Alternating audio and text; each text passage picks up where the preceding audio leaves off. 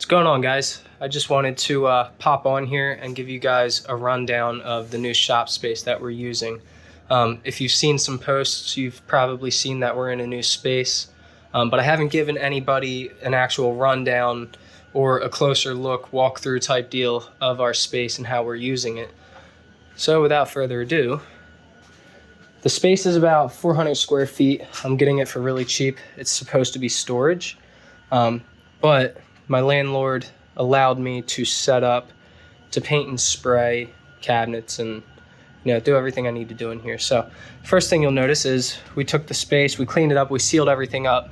It had this insulated board ceiling, and we taped that all up, taped up all the little holes. There is an occupied residence right next door here, so this doorway was sealed off, this window was sealed off. The space came with some of these shelves and the cabinetry and the electric box here. So we cleaned it, we sealed it as best we could, and now it holds heat in the winter. We just keep one space heater over here to keep the water.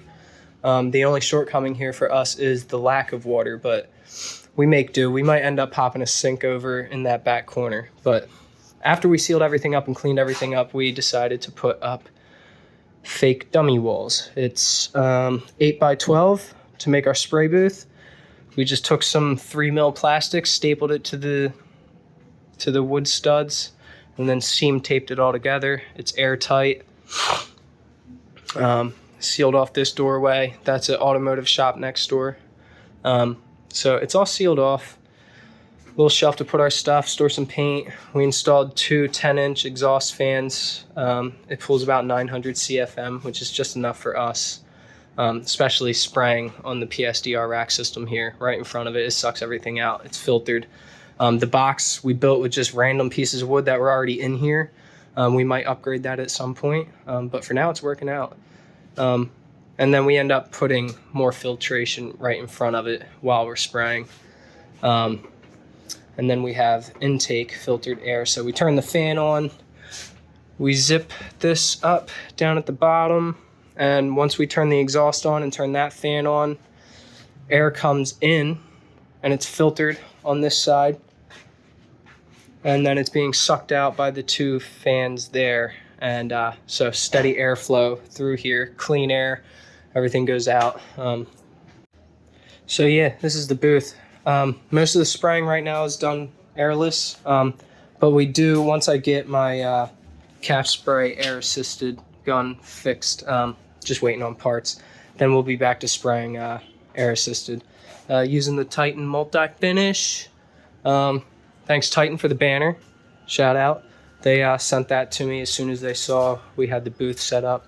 But yeah, that's the booth. Spray on the PSDR rack system on the spinny thing. Hung a roll of paper so I could do test spraying. So as far as our workbench, we have our sanding station over here. I just hooked up some lights. It's at 4,000 or 5,000 K value. About 3,000 or 5,000 lumens, I forget. They're pretty bright.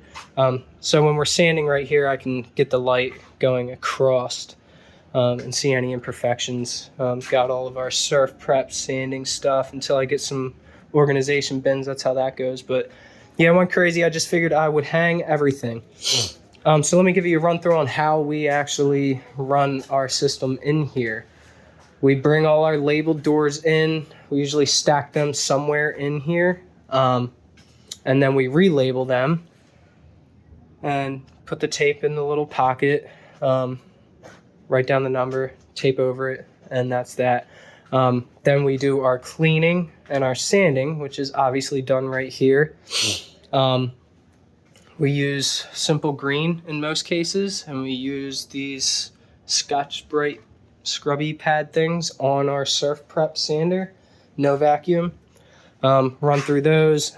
We might have one guy hitting it with the surf prep, another guy hitting it with their hand, and then they end up moving down here, and somebody will have them stacked and wipe them down with denatured alcohol just to get any loose remnants off.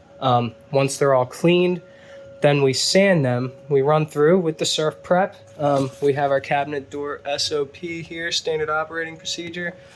I'm pretty much telling you what that is right now, so you don't need to read it. But we have our stuff all lined up here. We systematically sand up the grits.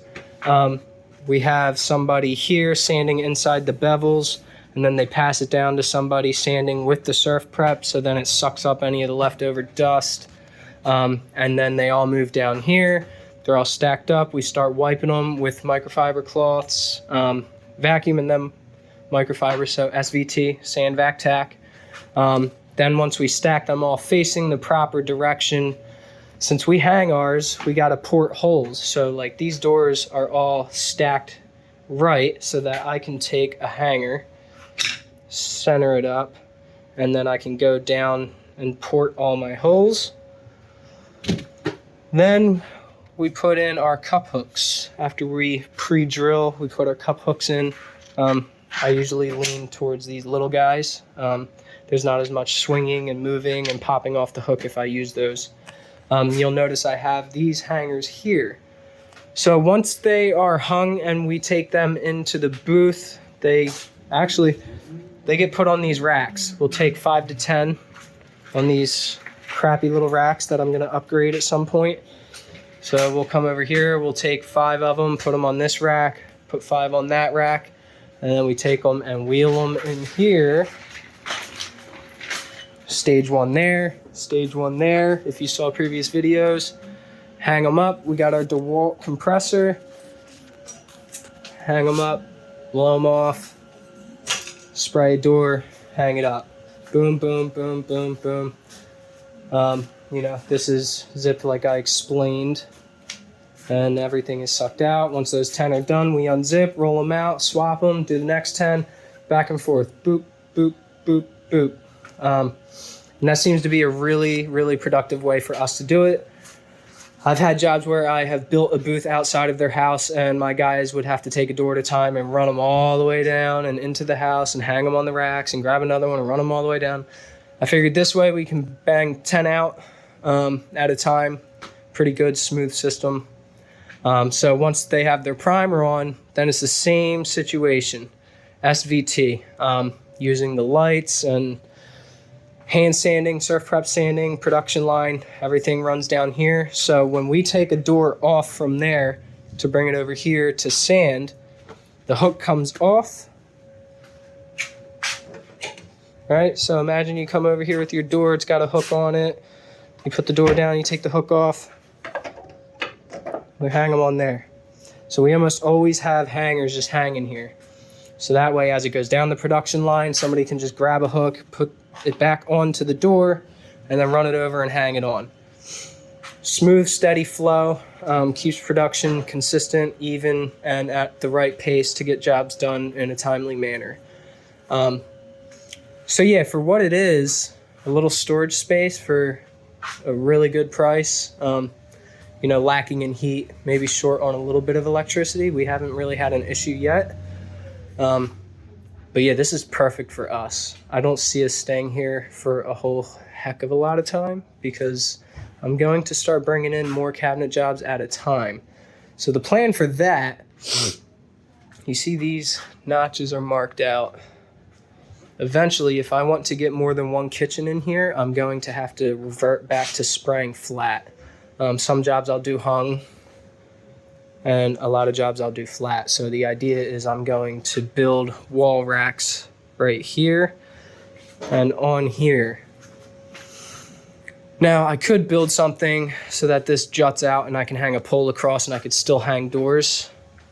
So I might do that here, but over here I'm gonna take some 2x4s, fix 2 or 3 of them on here, boom, boom, boom, and then you attach 2 next to it on hinges, and you port holes for some dowels, and then when I'm not using the racks, they'll conveniently fold back against the wall, so nothing will be hanging out here if I'm not working on any flat work. But that's my solution to having more work in here at a time, because right now I can only handle 1 kitchen until I hang up some racks to dry flat.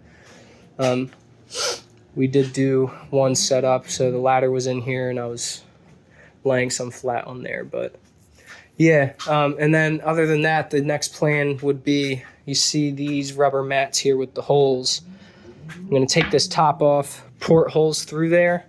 We'll build a box underneath here and get a good vacuum to stick under there and create our own downdraft table. Since this is where we do our hand sanding, all the dust that falls down in there is then going to be sucked down. Then when we move over here, we have the surf prep, which is attached to the fez tool, picking up even more dust, so that by the time we get here, we've already done SV. Now we just got to tack and hang. So that's the plan.